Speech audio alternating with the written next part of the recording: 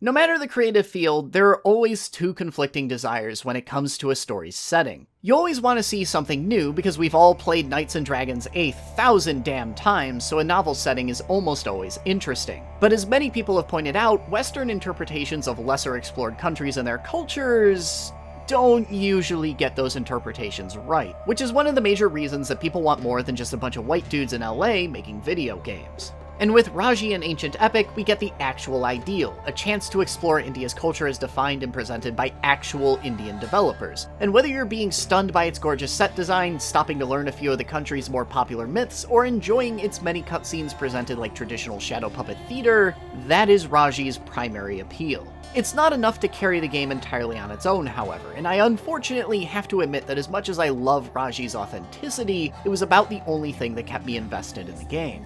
I want to be upfront in saying that everything Raji does is perfectly fine on a technical level, but as an actual experience, each of its individual pieces leave a little bit to be desired. As always, I'm Alex, and this is First 5, where I ask if games are worth your time, not your money. I played a game for 5 hours, and I'm gonna tell you if those were 5 hours well spent. And today, we're off to save our brother in Raji and Ancient Epic.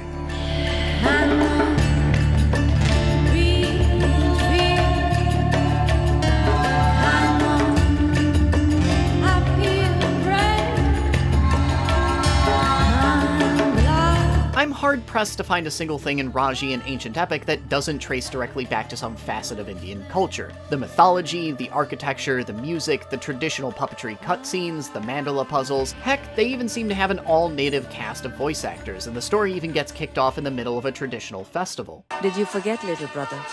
she asked him. And she tied a rakhi to his hand, for it was the feast of Raksha Bandhan.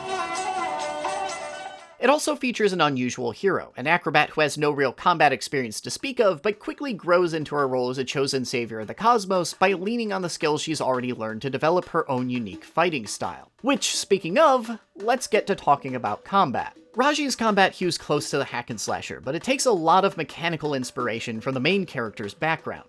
Raji's dodge roll is this beautifully animated tumble, and the game expands on its basic light-heavy attack combo with wall jump attacks and special spin moves you can only use around these pillars. However, all of those fancy animations take a bit longer to complete, which means that Raji moves at a bit more of a measured pace, and you can't just button mash your way to victory. I found I usually didn't even use my full 3-string combo before I had to dodge. Overall, the rhythm here is a lot more, Soulsian than anything you would normally expect from a short, breezy hack-and-slasher, which does give the system a bit of personality. Unfortunately, it's also a combat system that loses its novelty pretty quickly. The first time I got to do a wall jump attack simultaneously dodging an enemy as I vaulted over them to counterattack and watching lightning fly all over the goddamn place, I thought it was the absolute coolest shit ever. But by the time I was reaching the end of the game, I'd found that Raji hadn't really added a whole lot of depth to the bare-bones, light-heavy hack-and-slash scheme. At the end of the day, it's 3 extra moves, and it's just not enough novelty to stretch across even a handful of hours. Considering this fact, it's all the more baffling that half the time you don't even get to use these special abilities. You would think if the game was going to base all its novelty around using the environment to your advantage, every one of its arenas would be absolute jungle gyms. But half the time, Raji just hands you a flat arena devoid of any features whatsoever. Sometimes the game even goes so far as to place a wall you can use, only to put a hard border around the arena that leaves it just out of reach. Most damningly, not a single one of Raji's relatively uninspiring boss fights ever make use of this game's unique mechanics. And other times, the game features flying enemies that can only be killed with a bow, making even these small innovations pointless.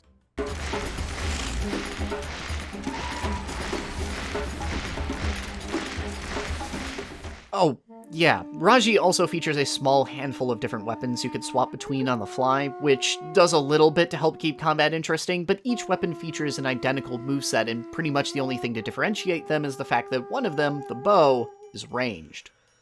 Combat is Raji's central gameplay pillar, but the primary way the game tries to break that up is with some lengthy platforming sections. They're perfectly fine, but you've seen platforming like this 100 times in everything from Uncharted to Tomb Raider to Brothers Tale of Two Sons. I feel like I should have more to say about an activity I spent half my time doing in the game, but as far as platforming goes, it's pretty simple and generic, and there's just not a whole lot it adds to the overall experience other than to break up combat with pretty vistas. That is a truly beautiful thing. it come to be here? A gift, Lord Vishnu? It seems so. Similarly, the game has a few puzzles that feel like something thrown in purely for variety's sake. They're little 2-minute distractions that won't remotely require you to think, that mostly get their value from the tiny snippets of backstory they tease at, giving tiny snapshots about relationships between characters and more hinting at than explaining who Raji is as a person.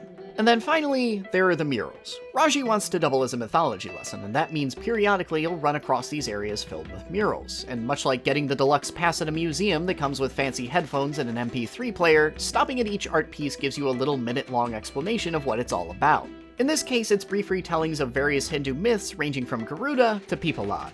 And these murals are, in general, one of the better distractions from Raji's combat. I actually really like the way they highlight different parts of the murals as the story progresses, so you can follow the visual storytelling along with the audio, and I found myself enjoying these more than the usual codex lore dumps that most games rely on. But they really run through just the bare bullet points of what happens in these various myths. I get the need to keep the player moving at a decent clip, so Raji finds itself in the unenviable position of having to fit entire epic stories into a 2-minute soundbite, but that just makes me wonder if perhaps it would have been better for Raji to just focus on one of these classic tales instead. Because as best as I can tell, Raji actually features an original story. The titular protagonist gets separated from her brother by the BBEG and has to get him back. The gods choose her to be the one to strike said wicked demon down, and she goes forth with the gifts of those gods on a quest to accomplish both objectives at once, while the gods do color commentary over the whole proceedings. She has no serenity. Her heart rules her head. She walks boldly into a dark cave. She leaps chasms. She stands fearless before a goddess. It does cleverly slip a lot of lore about one of its chief players, the Hindu goddess Durga, into the proceedings, but outside of the mythological trappings, it is a very straightforward and basic story that's stretched extremely thin over several hours. And I can't help but wonder if it would have been more interesting to follow one of the many tales woven into these murals instead.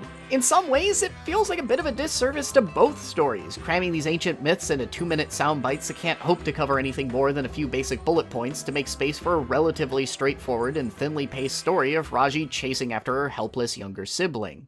But in this case, stretched thin feels like an apt phrase for the game as a whole, so let's get around to asking the big question. What do you get out of 5 hours with Raji, an ancient epic? Raji only took a little over 4 hours for me to beat, and there's no post-game content or anything, so you do get the full package. But even with that short runtime, Raji still started to feel like a bit of a slog during its later half. Most of its ideas aren't fresh enough to stretch across that many hours, and the few ideas that are fresh, like Raji's more acrobatic moves, never get expanded upon as the game proceeds. Actually finding the will to finish it largely came down to it more being my job than any internal motivation. Overall, Raji is just an exceptionally average game, and I don't want to belittle the developer's efforts here. This is a perfectly polished title that executes everything it wants to do effectively. But it's also perfectly safe.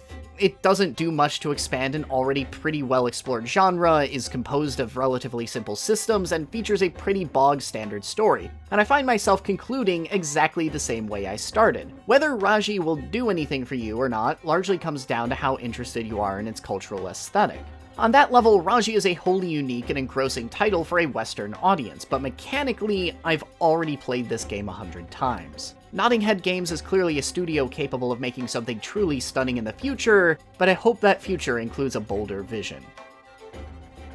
Hey guys, if you like what you're seeing here, consider supporting me on Patreon. With your generous support, I can start doing all kinds of cool stuff, like more in-depth video essays and 5-hour streams where I review games like this in real time. So if any of that sounds cool, please consider becoming a patron today. But I hope you enjoyed this first 5 review. Thanks for watching this far, and I'll see you all next week.